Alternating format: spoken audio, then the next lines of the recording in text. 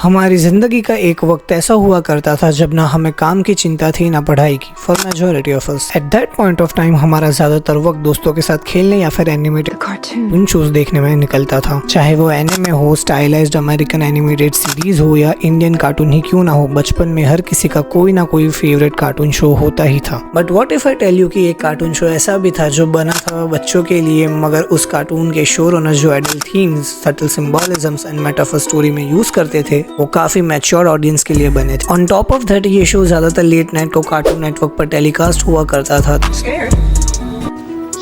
तब शायद डर के मारे एक हॉरर एटमॉस्फेयर हमें in mature themes and symbolism से बचाए रखता था। बट अगर तुम इस शो को बड़े होने के बाद देखोगे एंड जो भी है in the scene stories and theories तो मैं इस वीडियो में बताऊंगा, वो सुनने के बाद शायद अब तुम इस शो को एक अलग पर्सपेक्टिव से देखोगे। ग्रीटिंग्स फ्रॉम सिनेफाइल्स से प्रेजेंट टू इस कार्यक्रम को रोककर हम आपके लिए लाए हैं जॉन आर डिलवर्थ, जो इस शो के क्रिएटर है। वो अपने टीनेज डेज से ही एनिमेशन वर्ल्ड को लेकर काफी ज्यादा पैशनेट थे एंड कॉलेज खत्म होने के बाद 1991 में उन्हें अपना खुद का एनिमेशन स्टूडियो स्टार्ट किया जिसका नाम था द स्ट्रेच फिल्म्स। इससे 5 साल बाद कार्टून नेटवर्क के एक animated short film cartoon show के एक्सपेरिमेंट में Chicken from Outer Space by John R Dilworth का एक शॉर्ट एपिसोड कार्टून नेटवर्क पर प्ले होता है। एंड बाय द वे ये वही एपिसोड है जिसमें हमें करेज भी दिखाता है एंड ओवरऑल इस Chicken from Outer Space show से Courage the Cowardly Dog show inspired है। इस एपिसोड के एयर होने के 2 साल बाद कार्टून नेटवर्क जॉन को अप्रोच करते हैं कि वो इस एनिमेटेड शॉर्ट फिल्म को एक कार्टून सीरीज में ट्रांसफॉर्म करे। अब यहाँ पे दिक्कत ये हो जाती है कि Cartoon Network used to outsource its animation requirements from Hanna Barbera studio, जिसने बाय द वे स्कूबी-डू भी क्रिएट किया है। खैर, जॉन कार्टून नेटवर्क के सामने ये कंडीशन रखते हैं कि इस शो को एनिमेट स्ट्रेच फिल्म्स ही करेगा। स्टार्टिंग में तो कार्टून नेटवर्क जॉन की इस कंडीशन को मना कर देता है, बट 1 साल बाद 19 नवंबर 1999 को करेज द काउली डॉग शो का फर्स्ट एपिसोड कार्टून नेटवर्क पर फाइनली एयर होता है। इस शो के टोटल 4 सीजन्स क्रिएट हुए थे, जिसमें से each season had 12 episodes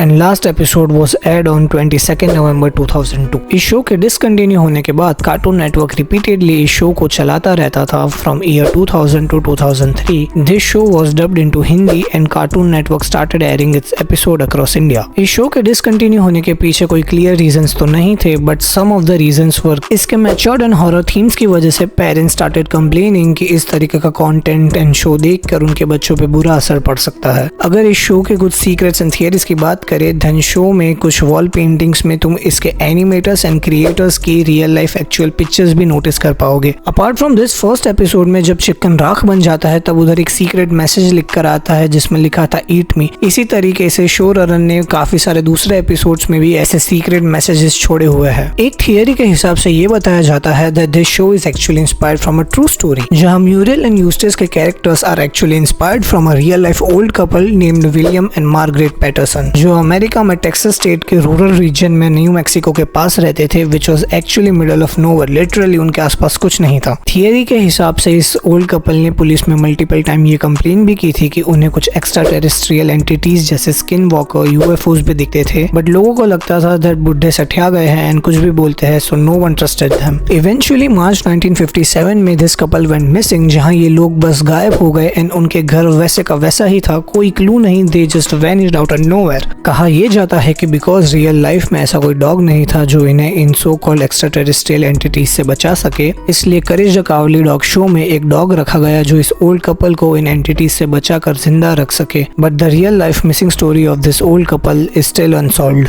second theory के हिसाब से ये शो करेज द डॉग के पर्सपेक्टिव से बना है, जहां जो monsters, aliens and extra terrestrial entities जो हमें दिखाई गई है वो करेज के पॉइंट ऑफ व्यू से एक्चुअल ह्यूमन बीइंग्स हैं। And that's the real reason कि करेज के ओनर्स को कभी इन एंटिटीज से कोई फर्क नहीं पड़ता, क्योंकि वो एक्चुअल ह्यूमंस है, बट करेज के पॉइंट ऑफ व्यू से they are some dangerous creatures. Humans को क्रिएचर समझने के पीछे का एक रीजन ये देते हैं दैट म्यूरियल एंड यूस्टिस कभी करेज को घर से बाहर नहीं निकलने देते थे एंड हमेशा उसे घर में या उसके आसपास रेस्ट्रिक्ट करके रखते थे, because of which Courage used to feel trapped. And जैसे ही वो उसके ओनर्स के अलावा किसी और ह्यूमन बीइंग्स को देखता था तो वो उनको कोई दूसरी मिस्टीरियस एंटिटी समझ बैठता था। एंड जब भी यूस्टिस को करेज को कोई लेसन देना होता था, सबक सिखाना होता था, तो वो एक ग्रीन हेडेड मॉन्स्टर में ट्रांसफॉर्म होता था, विच पोर्ट्रेज दैट करेज के owners never took care of him and उसकी वजह से वो थ्रू आउट द शो ऐसी अजीब हरकतें करता था। So that's it for this video folks. मेरा काम है तुम्हें थियरीज बताना, इससे सच मानना ना मानना ये तुम्हारे ऊपर है। If you like this video hit that subscribe button and until we meet next time. आज रात तुम पर 3 भारी विपत्तियां आएंगी, एक से बढ़कर एक। पत्थर लौटा दो। Peace out.